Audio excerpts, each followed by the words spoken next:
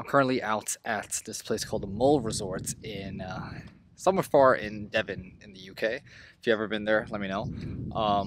But yeah, this place is amazing. There is lots to do, a lot of fun activities. One second, let me just adjust this. And yeah, I'm here on my holiday with my wife, and she's not here right now, but I just thought it'd be awesome to film a 13-month update of the hair transplant that I got from Turkey and share it with you guys.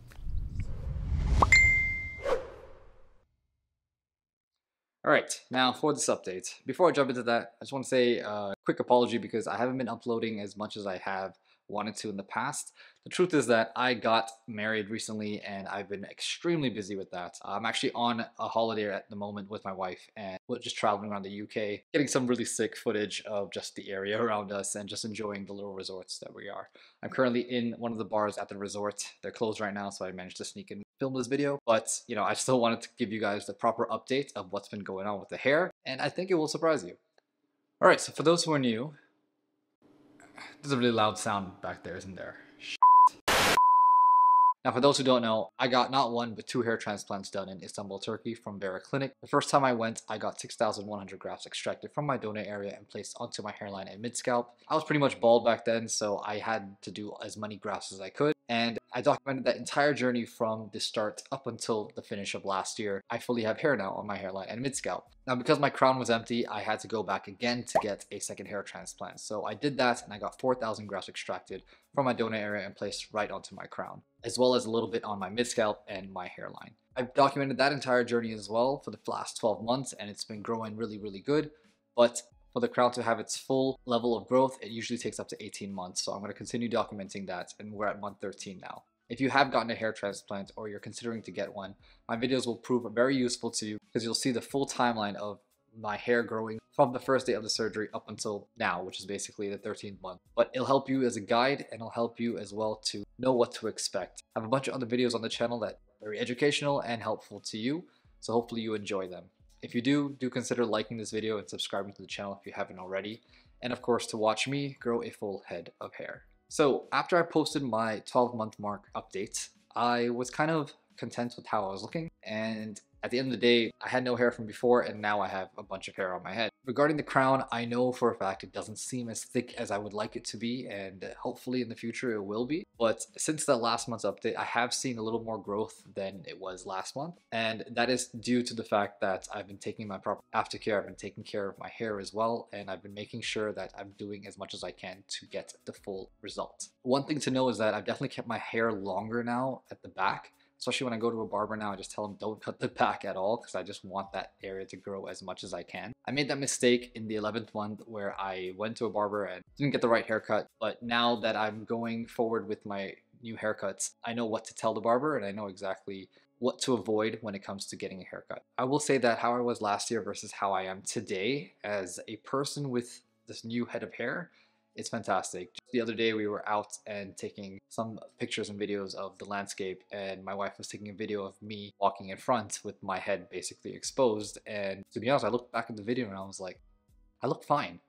My hair looks completely normal. It doesn't look like I'm losing that much hair at the back, and at the end of the day it still looks pretty good to me. And even on camera, whether other people see it or not, at least I know for a fact this is what I look like now, and I'm very happy with it. I think that's the most important part of it, right? Like this entire journey that we all take together, as long as you're happy with your end results, there's not much that people can say about you. Now there are talks about getting SMP in the future or maybe even doing a 3rd hair transplant. I don't know about all that yet. All I want to do is just keep pushing with my current aftercare and seeing how far it can take me for the next 6 months. Even after the 18-month mark, it might take a little bit longer to just get more hair on the back of my head, but I am trying to do my own challenge at the moment to keep applying and tracking my aftercare every day. I'm trying new and different things as well at the same time to see if I can get a result that is not just for the hair transplant, but a more natural result at the back of my head. So obviously stay tuned for that as well. I've been posting a lot on my TikTok with little bits and pieces of that, so definitely follow there if you haven't already. I'm doing as much as I can, and hopefully some of you out there can get some inspiration to tag along as well.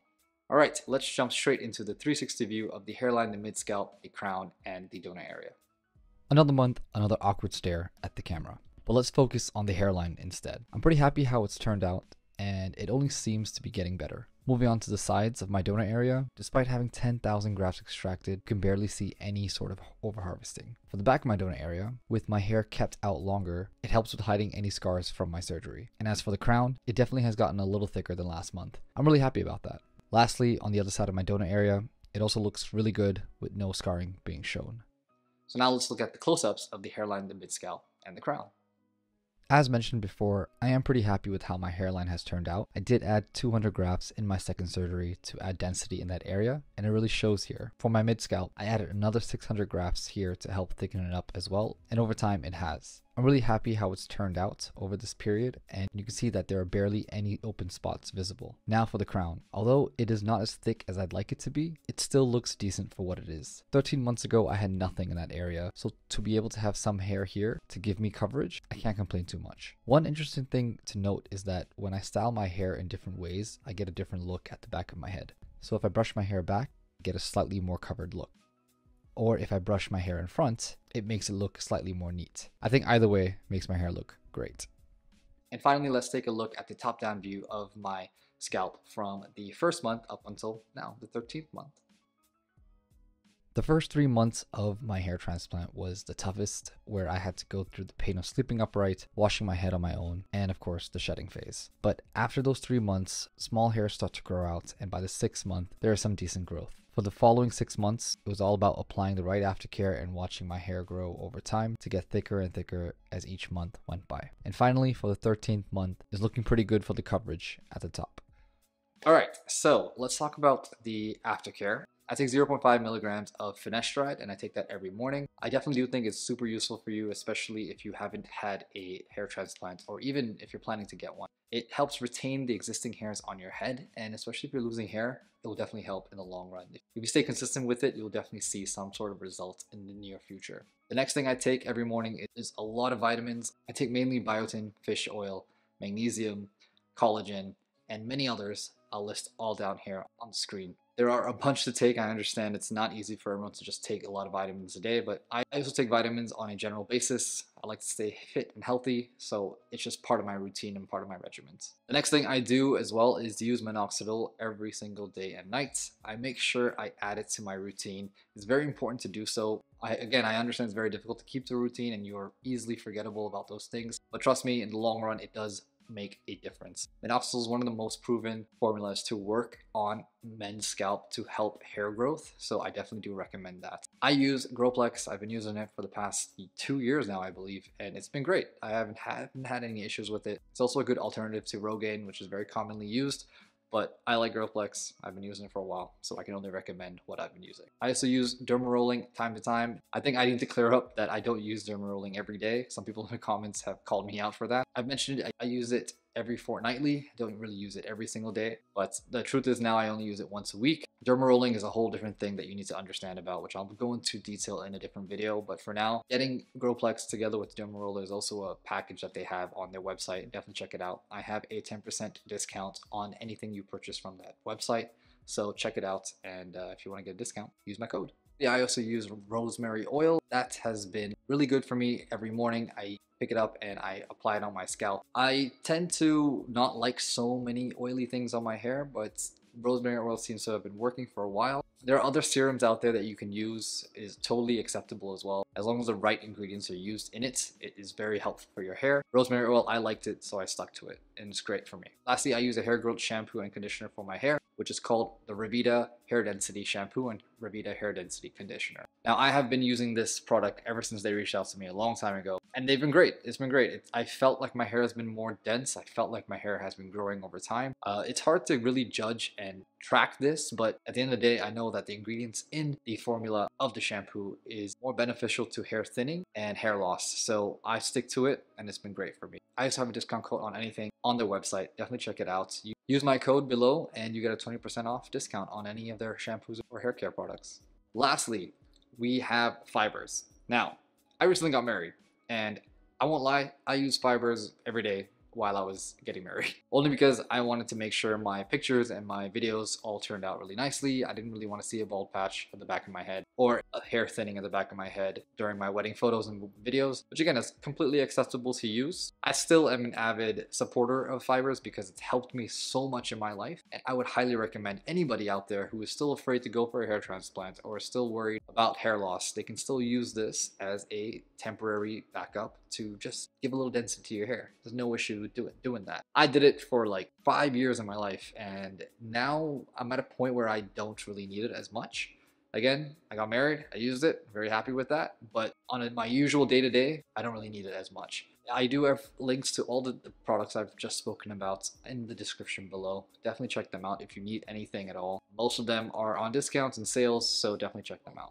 I think at the end of the day, my journey so far has been a reflection to everybody else out there, and I'm really happy that I'm able to provide some sort of education and motivation and even inspiration for some people out there. I've had a lot of people talk to me personally, message me on Instagram, on YouTube, on TikTok, everywhere, on all the socials. I'm just glad and grateful that I'm around to be able to help other people. I also have a hair consultation service that helps other people one-to-one. If you want to have a conversation with me, solo and completely incognito, you can definitely reach out to me and book a session with me for an hour or 30 minutes. I'm happy to answer your call, and I'm happy to be there for you and give you as much advice that you need, whether you're going to go for a hair transplant or if you need some advice on the clinic you want to go to, or even if you need advice on just what to do after your hair transplant. I'm your guy to help. So click the link below and try to book some time with me, and we'll have a conversation.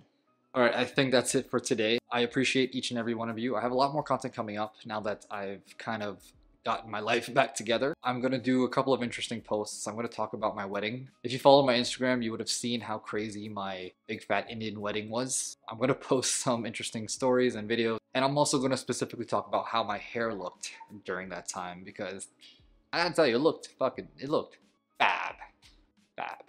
So yeah, so that's one big thing I want to share with you guys as well, and I've got a couple of other videos coming out that are hopefully pique your interest. So please like this video if you haven't already, subscribe to the channel, and I'll catch you guys in the next one. Peace.